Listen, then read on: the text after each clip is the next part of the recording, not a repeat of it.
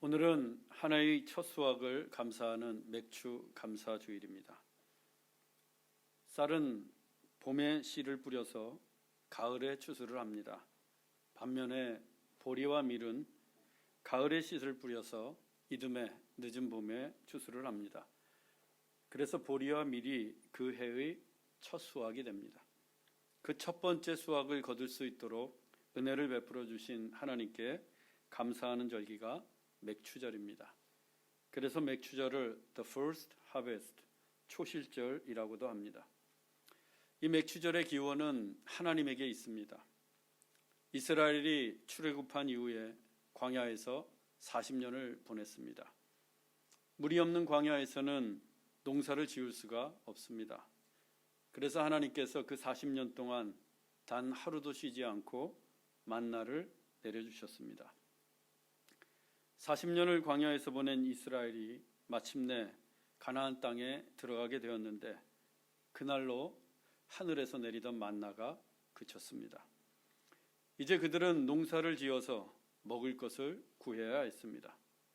그래서 가나안 땅에 씨를 뿌려서 처음으로 거둔 수확이 맥추, 보리였습니다. 그때 하나님께서 이같이 말씀하셨습니다. 출애굽기 23장 16절입니다.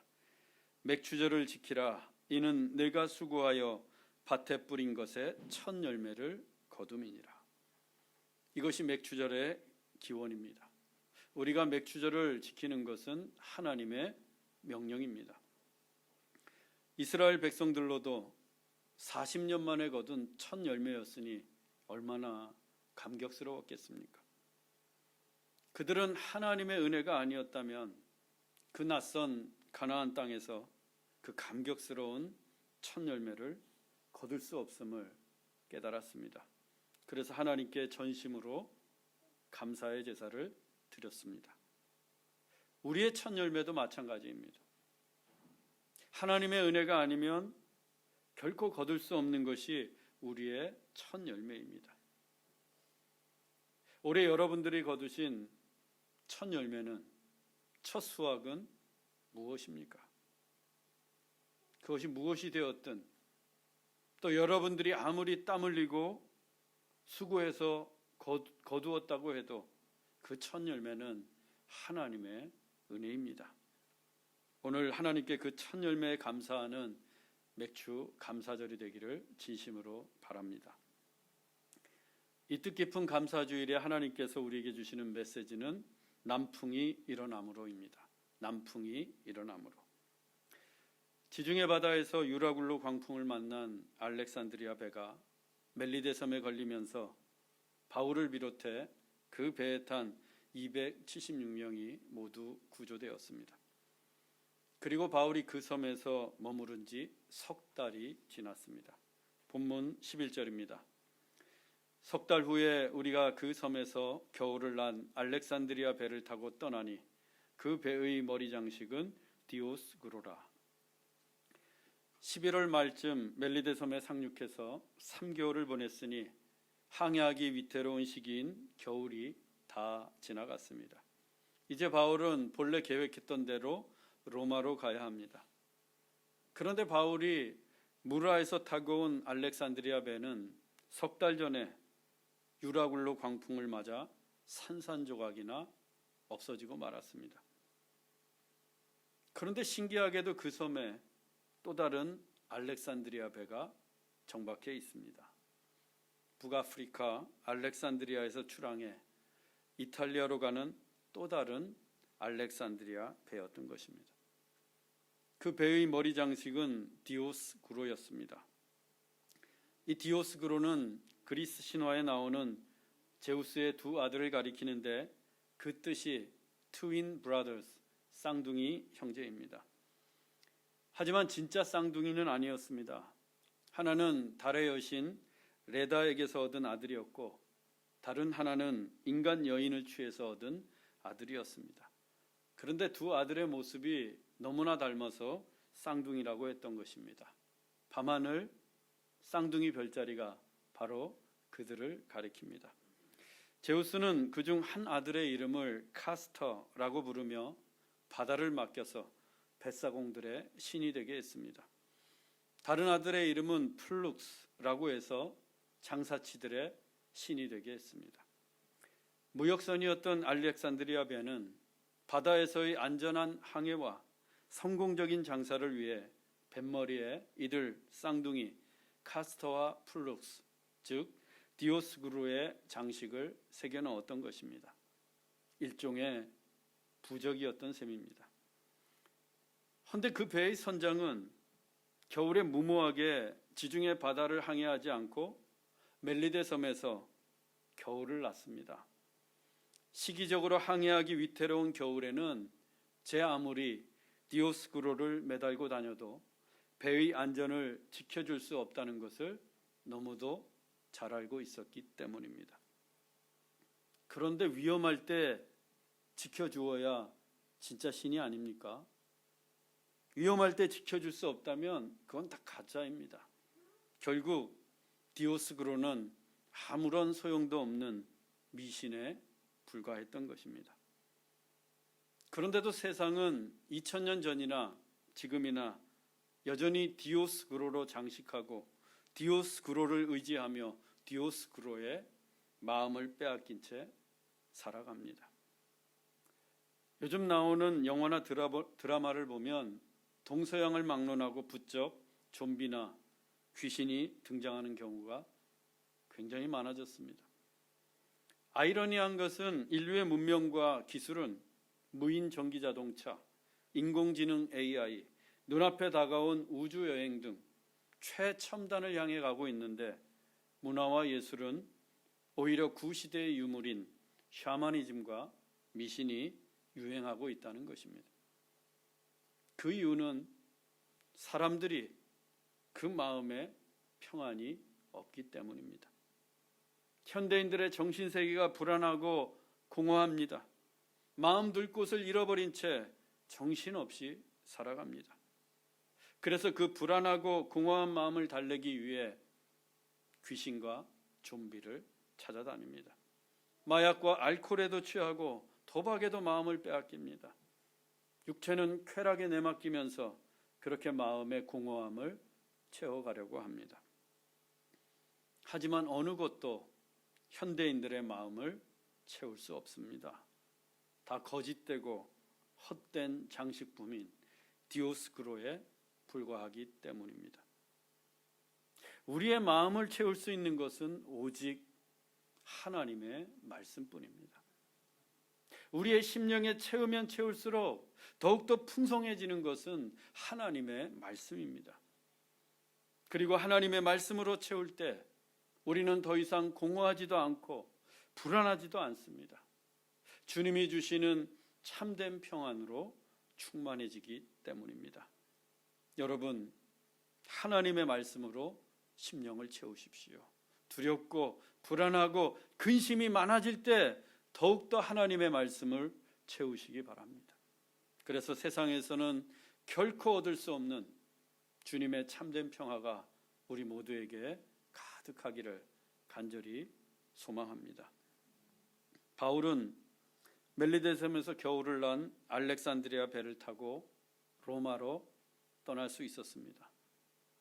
만일 그 배가 없었다면 바울의 로마 여행은 하염없이 미루어졌을 것입니다. 겨울에는 항해가 전면 금지되는 위험한 시기였기에 멜리데 섬을 찾아올 배가 없었기 때문입니다. 그런데 그 섬에 알렉산드리아 배가 일찌감치 정박해 있었습니다. 겨울이 오기도 전부터 그곳에 있었습니다. 이 일도 우연이 아닙니다. 생각해 보세요. 어떻게 파선한 배와 똑같은 이름의 알렉산드리아 배가 바울이 어쩔 수 없이 상륙한 멜리데 섬에 지중해 바다에서 한 점에 불과한 그 작은 섬에서 기나긴 겨울을 나며 정박해 있었을까요? 이 또한 하나님의 섭리이지 않겠습니까? 하나님께서 바울을 로마로 보내시기 위해 바울보다도 먼저 그 섬에 예배해 두신 하나님의 필연적인 섭리였습니다. 바울은 멜리데 섬에서 그 배와 함께 겨울을 났고 그 배를 보면서 희망을 품고 그 배를 타고 꿈에도 그리던 로마로 향할 수 있었습니다. 그런데 그 과정이 놀랍기만 합니다. 바울이 본래 무라에서 탔던 알렉산드리아 배는 유라굴로 광풍 때문에 다 깨어져서 없어지고 말았습니다. 그런데 하나님께서 새로운 알렉산드리아 배를 멜리데 섬에 예비해 두셨습니다. 바울이 그 섬에 오기도 전에, 바울이 유라굴로 광풍을 만나기도 전에 이미 준비해 두셨습니다. 얼마나 놀라운 하나님의 섭리입니까? 여러분, 우리의 알렉산드리아 배도 세상 풍파에 깨어지고 산산조각이 날 수 있습니다. 분명 하나님이 주신 사명을 위해 타고 가던 배였는데, 하나님의 뜻을 이루기 위해 로마로 가려던 배였는데 유라굴로 광풍을 만나 파손하고 사라질 수 있다는 겁니다. 그러나 낭망하지 마십시오. 하나님께서는 또 다른 알렉산드리아 배를 준비해 두실 것입니다. 아니, 이미 우리의 멜리데 섬에 준비해 두고 계십니다. 아브라함이 이삭을 번제로 드릴 때에 수풀에 어린 양을 준비해 두신 것처럼, 베드로가 어부의 그물을 버리고 주님을 쫓을 때 그를 사람 낚는 어부가 되게 하신 것처럼, 노예로 끌려가 옥에 갇혔던 요셉을 애굽의 만인지상 총리가 되게 하신 것처럼, 우리가 주의 길을 가는 한 하나님께서는 또 다른 알렉산드리아 배를 준비해 주고 계실 것입니다. 중요한 것은 우리가 타고 있던 배가 깨어지고 부서지고 파손해져도 하나님의 뜻과 사명은 결코 사라지지 않는다는 것입니다. 우리가 그 사명의 길을 끝까지 포기하지 않고 간다면 하나님이 친히 준비해 두신 또 다른 알렉산드리아 배를 타고 우리는 반드시 우리의 로마로 가게 될 것입니다. 믿으십니까? 바울이 이와 같이 로마로 가는 배를 타고 멜리데 섬을 떠났습니다. 본문 12절로 13절입니다. 수라구사에 대고 사흘을 있다가 거기서 둘러가서 레기온에 이르러 하루를 지낸 후 남풍이 일어나므로 이튿날 보디올에 이르러. 지도를 함께 보겠습니다. 이 멜리데 섬에서 로마로 가는 바울의 여행 경로를 그린 지도입니다. 몰타, 즉 멜리데 섬을 출항한 배가 시칠리아 섬의 수라구사에 도착해 사흘 동안 정박했습니다. 무역선이었던 알렉산드리아 배가 그곳 수라구사에서 사흘 동안 물건을 사고 팔았을 것입니다. 그 다음 수라구사를 떠나 마침내 이탈리아 반도의 끝자락인 레기움, 즉 레기온에 이르게 되었습니다. 레기온에서 하루를 지낸 후 배가 보디올을 향해 출발했는데 마침 남풍이 불어서 이튿날에 보디올에 도착할 수 있었습니다. 유라굴로는 북풍이었는데 바람의 방향이 정반대인 남풍으로 바뀌었습니다. 이 레기온에서 보디올까지는 100길로 약 370km입니다. 당시의 선박은 하루에 보통 100km씩 항해했습니다. 레기온에서 보디올까지 370km였다면 최소 4일이 소요돼야 맞습니다. 그런데 바울이 탄 알렉산드리아 배는 레기온에서 출항해 이튿날 보디올에 도착했습니다. 단 하루만 걸린 것입니다. 4일 100길인데 이것은 도저히 불가능한 일입니다. 어떻게 나흘이 걸려야 할 100길을 하루 만에 갈 수 있습니까? 상식적으로는 이해가 되지 않습니다. 본래가 나흘 길인데 아무리 빨리 가도 하루 만에 도착한다는 것은 있을 수 없는 일입니다. 그런데 누가가 덧붙여 기록한 말이 있습니다. 남풍이 일어나므로. 남풍이 일어나므로. 남쪽에서 바람이 불어와 보디올까지 하루 만에 도착했다는 것입니다. 남풍 때문에 그 불가능한 일이 가능케 되었다는 거예요. 그렇다면 그 남풍을 누가 불게 하신 것입니까? 하나님이십니다. 하나님께서 지중해 바다에서 남풍을 일으켜 바울이 탄 배가 누구도 상상하지 못할 속도로 보디올에 이르도록 역사하신 결과입니다. 사도행전의 중요한 모티브 중 하나가 윈드, 바람입니다. 바람. 하나님께서 바람을 일으키시고 바람을 통해 역사하시고 바람으로 이 세상을 새롭게 하십니다. 제일 먼저는 오순절날 마가이 다락방에 성령의 바람이 불어왔습니다. 성령의 바람이 불어온 그날 다락방에 모여있던 120명의 성도는 성령으로 충만케 되었습니다. 그리고 그때부터 교회의 역사, 복음의 역사가 시작되었습니다. 우리가 예수님을 믿게 된 것도 성령의 바람이 내 영혼 가운데 불어왔기 때문입니다. 그 성령의 바람이 계속해서 불어와야 우리가 성령으로 충만케 됩니다. 오늘 이 예배 가운데 성령의 바람이 우리 각자의 심령에 세차게 불어오기를 간절히 바랍니다. 그리고 바울이 로마로 가는 여정에서도 바람이 계속해서 등장합니다. 사도행전 27장과 28장의 주인공은 바람이라고 해도 과언이 아닐 정도입니다. 처음에는 가이사라에서 아드라무떼노 배를 타고 출항했을 때 어떠했습니까? 맞바람이 거세게 불어와서 남쪽 구브로 해안까지 밀려났다가 간신히 무라에 도착해 이탈리아로 가는 알렉산드리아 배로 갈아탈 수 있었습니다. 하지만 바람 때문에 배는 더디 갔고 겨우 니도 맞은편에 이를 수 있었습니다.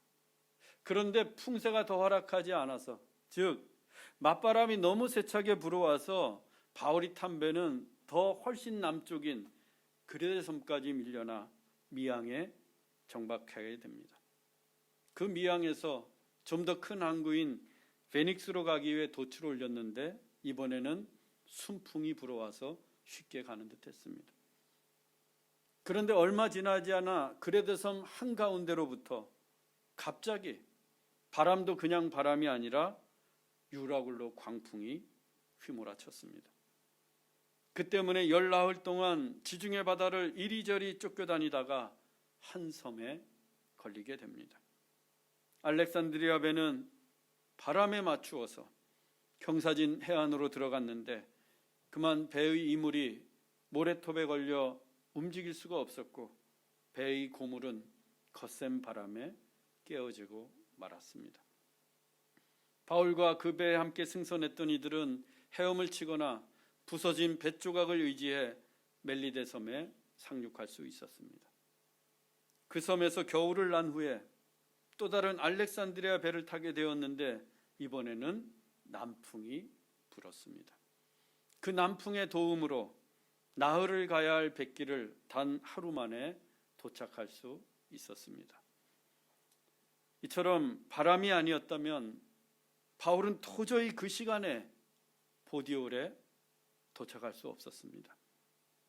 바람이 아니었다면 남쪽으로 밀려나지도 않았고 바람이 아니었다면 파선을 당하지도 않았고 바람이 아니었다면 멜리데 섬에 상륙할 일도 없었습니다.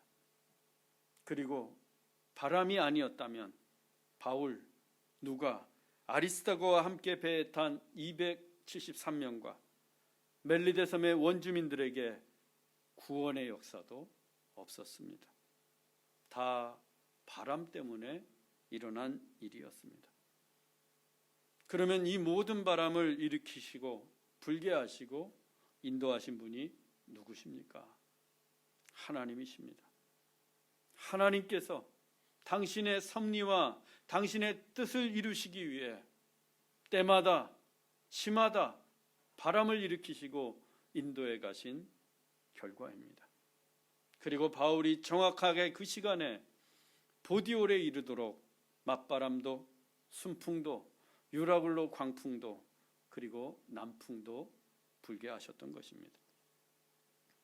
우리 인생의 배에도 여러 종류의 바람이 불어옵니다. 규모도 강도도 방향도 바람마다 다 다릅니다. 하지만 맞바람이 거세게 불어도 실망할 필요가 없습니다. 순풍이 분다고 자만해서도 안 됩니다. 유라굴로 광풍이 휘몰아쳐도 절망하지 마십시오. 왜?